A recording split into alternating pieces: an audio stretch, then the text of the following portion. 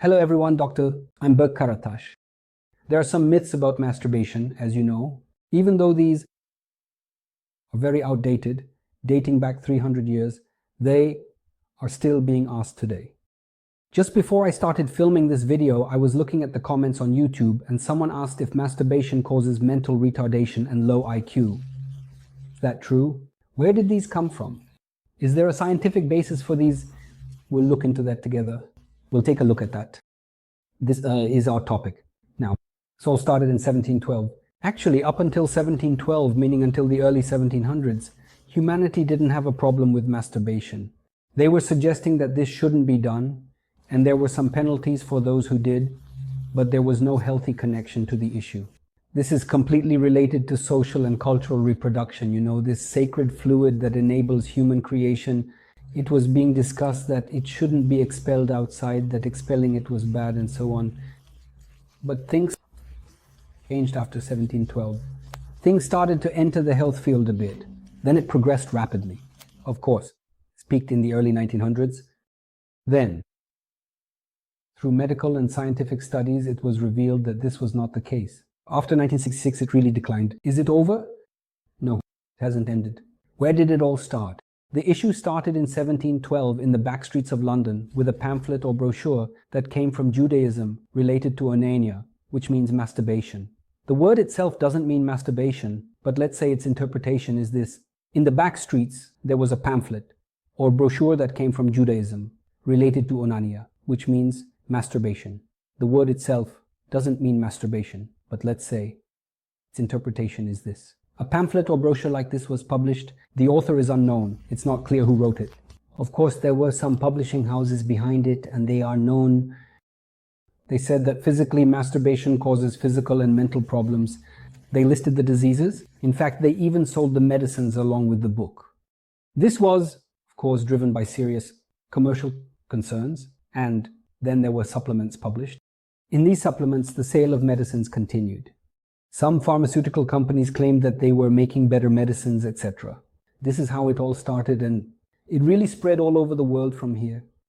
In 1760, this issue became somewhat scientific.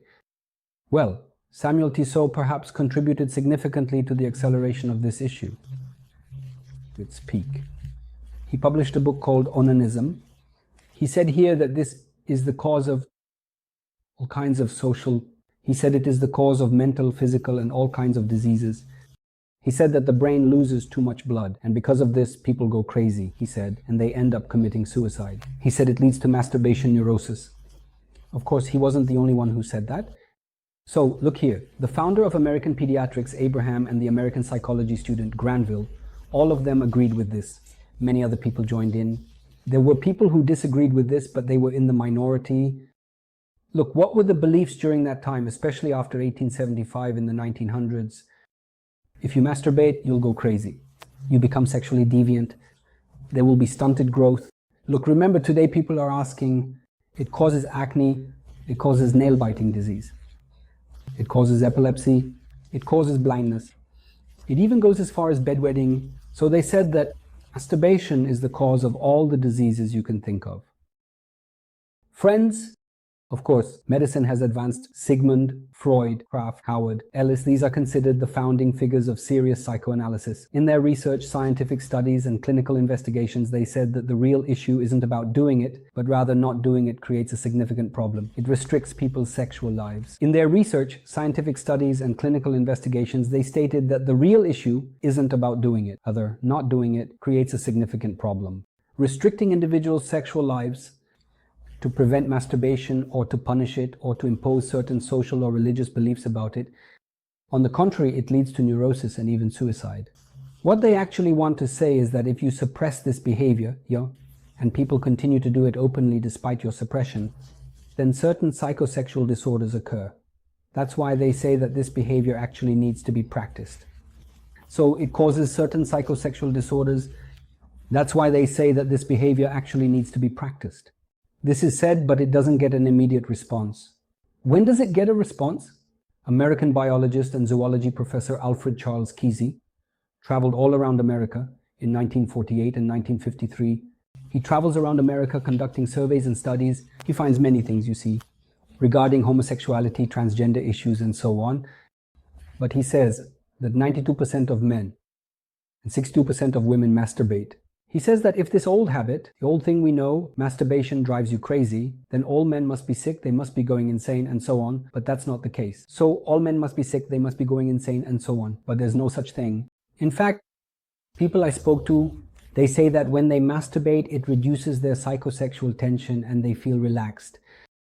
After this study, masturbation, seriously moving towards a state where it no longer causes illness and is becoming normalized. Now, if we extend this, there are a lot more events. There are things like masturbation and lifelessness, but I don't want to extend the topic too much. The point we've reached today is this. 1, there's no such thing as not masturbating. Not masturbating, on the contrary, it is generally accepted that in many documented cases leads to various psychosexual abnormalities and can result in issues according to earlier statements. So, if a person doesn't have a sexual partner, then masturbation is recommended.